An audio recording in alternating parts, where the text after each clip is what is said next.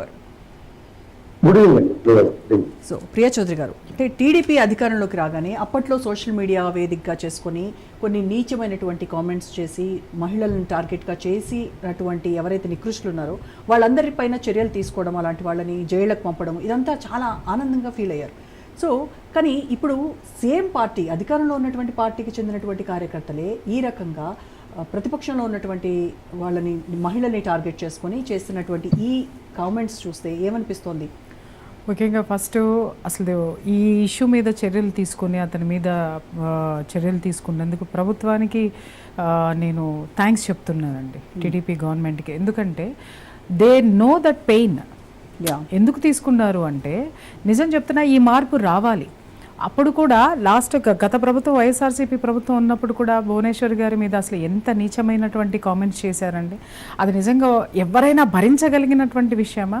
ఇవాళ వాళ్ళు జైల్లోకి వెళ్తే వాళ్ళ ఇంట్లో ఉన్నటువంటి వాళ్ళు ఎంత ఇబ్బంది పడుతున్నారు, ఎంత స్ట్రెస్ ఫీల్ అవుతున్నారు, ఎంత పెయిన్ ఫీల్ అవుతున్నారు, అది ఎవరు ఆలోచించారు? కేవలము ఇందాక మీరు న్యూస్లో చదువుతుంటే నేను విన్నాను, పార్టీ యొక్క హైకమాండ్ యొక్క దృష్టిలో పడటం కోసము, లేకపోతే వాళ్ళు చెప్పినట్టు చేస్తే మనకు అక్కడ అది ఆ స్థానం నిలబడుతుంది అనేటటువంటి మన ఎగ్జిస్టెన్స్ కోసము అక్కడ వాళ్ళు ఆ ప్రయత్నాలు చేస్తున్నారు. కానీ తర్వాత వీళ్ళ కుటుంబం ఏంటి అనేది మర్చిపోతున్నారు.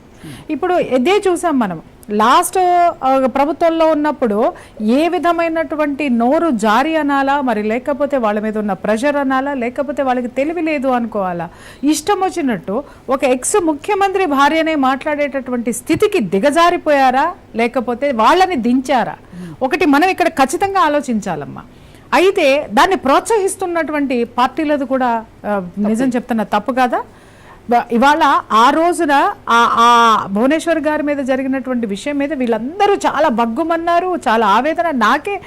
నాకు చాలా బాధ అనిపించిందండి. మీరు కొట్టుకు చావండి, ఏమైనా రాజకీయాలంటే జుట్లు పట్టుకోండి, అసెంబ్లీలో చొక్కాలు దించుకోండి, లేదా సమ్మెలు చేయండి, ధర్నాలు చేయండి, హర్తాలు చేయండి, ఏమైనా చేయండి, రోడ్డు మీద పడి కొట్టుకోండి మీరు. కానీ ఇంట్లో ఉన్న మహిళల జోలికి మీరు ఎందుకు వస్తున్నారు? అంటే రాజకీయం చేయటం చేత కాదు కదా, చేత కాకనే వెన్నుపోట్లు అంటారనమాట వీటన్నిటినీ కూడా. అంటే ఒక వ్యక్తి మీద వ్యక్తిత్వ హననం అనేది ఎప్పుడైతే జరుగుతుందో మనిషి మానసికంగా కుంగిపోతాడు. మానసికంగా కుంగదీసిన తర్వాత వీళ్ళు సాధించేటటువంటి విజయం ఏముంటుంది? దేనికైనా కాలం సమాధానం ఖచ్చితంగా చెప్పి తీరుతుంది. మీరు పాజిటివ్ ఇస్తే మళ్ళీ తిరిగి మీకు అదే వస్తుంది మీ టైం వచ్చినప్పుడు. మీరు నెగిటివ్ వేస్తే టైం వచ్చినప్పుడు మీకు అదే జరుగుతుంది. ఈరోజు అది జరిగింది మాత్రం అదే. మీరు ఏ విధంగా చూస్తున్నారు? నిజంగా వీళ్ళ నాలుకలు కొయ్యాలండి ఇలా మాట్లాడే వాళ్ళని. అరే, ఇంట్లో ఉన్నటువంటి ఆడవాళ్ళు ఏం పాపం చేశారండి? నీకు పార్టీ మీద ద్వేషం ఉందా, లేకపోతే పార్టీలో ఉన్నటువంటి ముఖ్యమంత్రి మీద ద్వేషం ఉంటే ముఖ్యమంత్రి చేసేటటువంటి అన్యాయాలను, అరాచకాలను మీరు మాట్లాడండి.